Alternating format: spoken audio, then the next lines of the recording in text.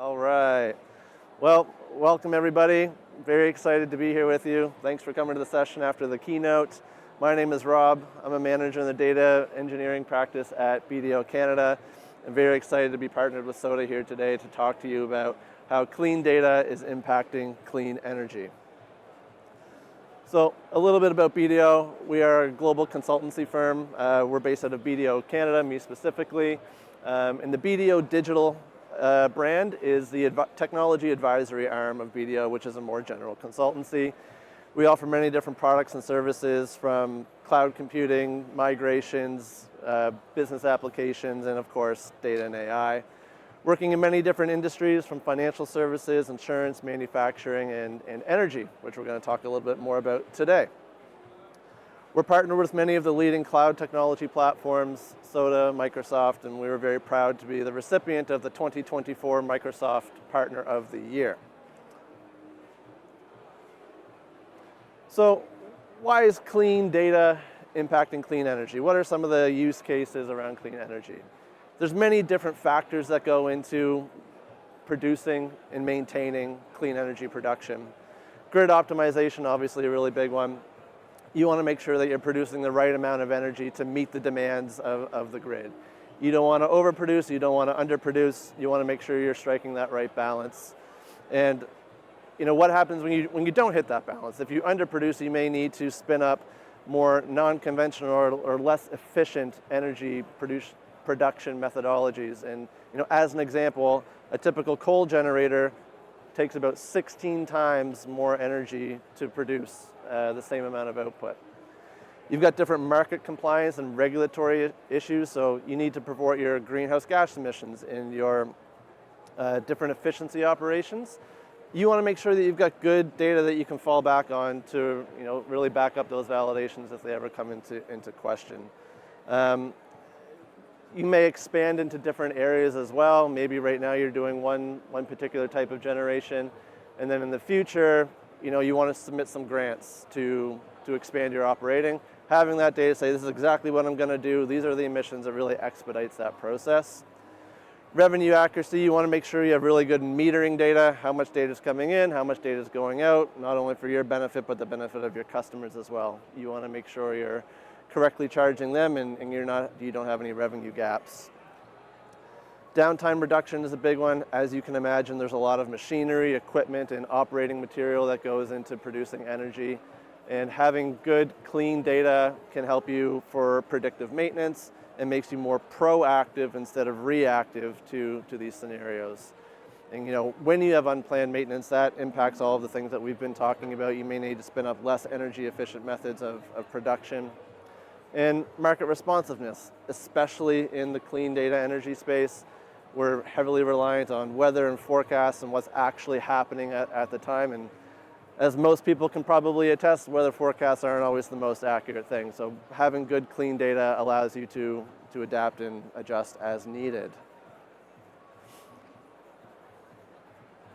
All right, so what does clean data mean? What are the elements that make up good quality data? And then there's a few of them that we'll get into here. So for starters, completeness. You want to make sure that the data that you're reporting on or using for your analytics or optimizations is complete. Especially important for time series data. If your time series data is feeding into different models or analytics and you have a gap there, then it's going to skew your results. It's going to skew everything that comes out. So being able to be notified of when you have those gaps and be able to react to it in a timely manner is critical, especially when you're dealing with third parties that are providing your data. If you don't recognize that you have a gap in your data for several days or hours, you might not always have the ability to go and backfill that data. Consistency and integrity, so you want to make sure that the data you're getting is consistent. You may be pulling from multiple different source systems, and some of those systems may overlap. And if they're both reporting a metric on a given asset and they're saying different things, which one do you take? Which one do you trust? Having the ability to monitor these things is key. Change data capture, so again, pulling data from many third-party systems. They all kind of behave differently, handle these things a little bit different. And you need to be able to make sure that you can handle things like hard deletes and soft deletes, updates and audit trails.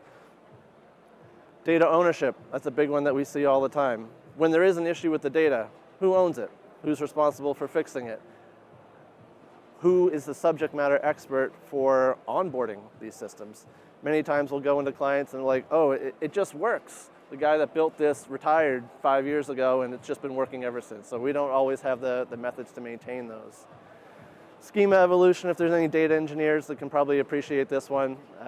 Upstream systems change, nobody tells us about it, and it funnels down into our system and can cause unwanted behavior. We've come a long way with this one. We can generally pretty well handle addition of columns, addition of tables, but sometimes we see issues where they delete a table. They delete our columns that we were using for our inputs, or they change the primary keys or the relationships between our tables. So all of these things contribute to having good quality data and the alertness around these. Timeliness, again, how fresh is your data? This is critical for analytics reporting or machine learning models. If you're expecting the data to be of minute latency, second latency, day latency, and it's not, then obviously your downstream results are going to get a little skewed. So what's the evolution of how you've monitored these things been over time? It started with very manual SQL validation. And this is reactionary. You go in and someone writes some scripts and they validate it. This does not scale, and it's really hard to maintain.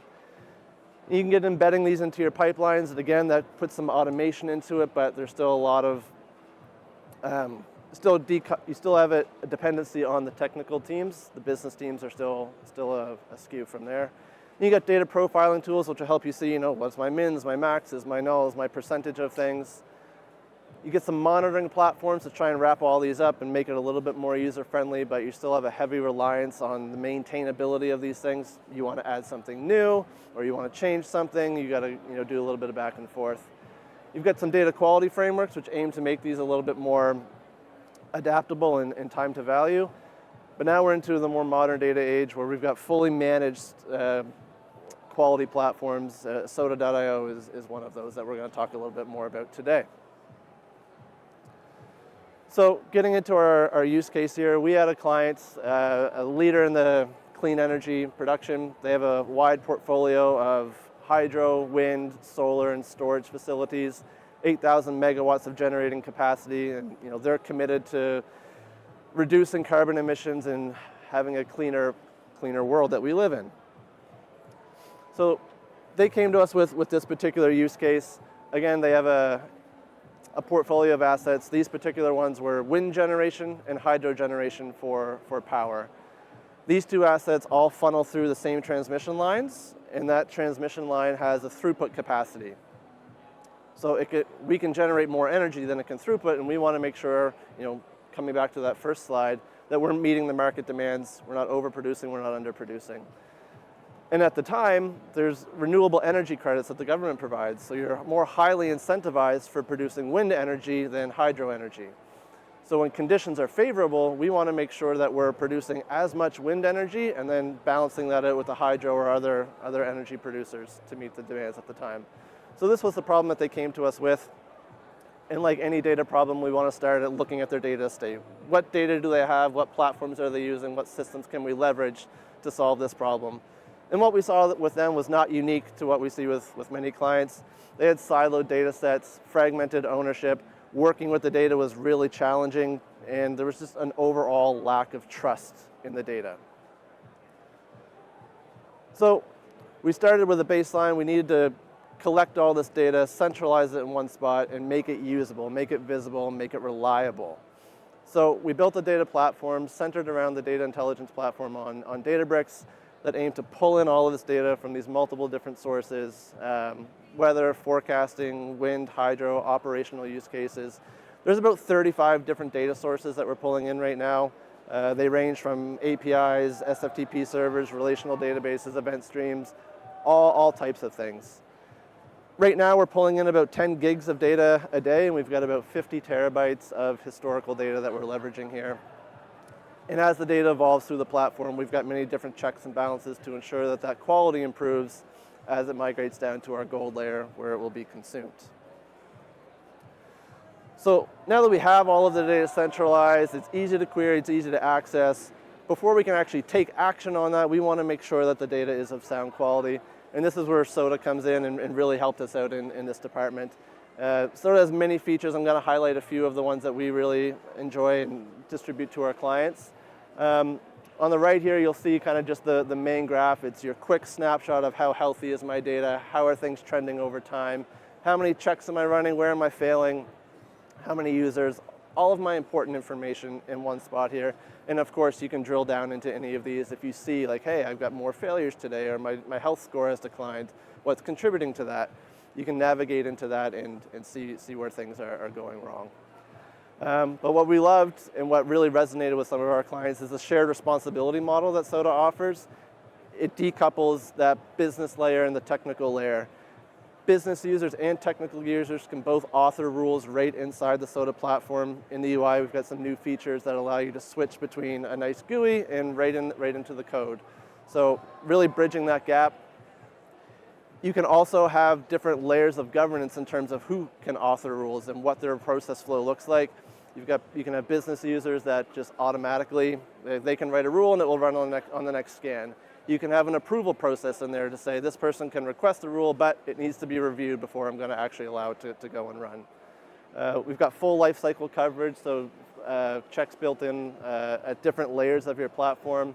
Got some really nice AI-powered functionality of anomaly detection and a few other features, but really easy to use right out of the gate. I'm a data engineer, I'm not a data scientist, and I can go in and just play with these tools, slice and dice them and tune them as I need for my business needs. It's got really strong integrations, so tools, you want to be alerted when something goes bad. You can integrate these into your platforms, Microsoft Teams, Slack, email, ServiceNow, tickets, Jira, and all kind of fully managed within the platform.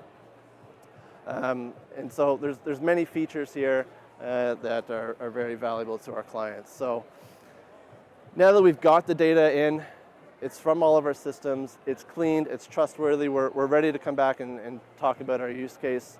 So we built a machine learning optimization model, pulling in all of the relevant information to solve the problem at hand. So that's our wind, our weather, our hydro, and spit out a result that says, based on these current conditions, here's how much wind you should target to generate, here's how much hydro you should target to generate.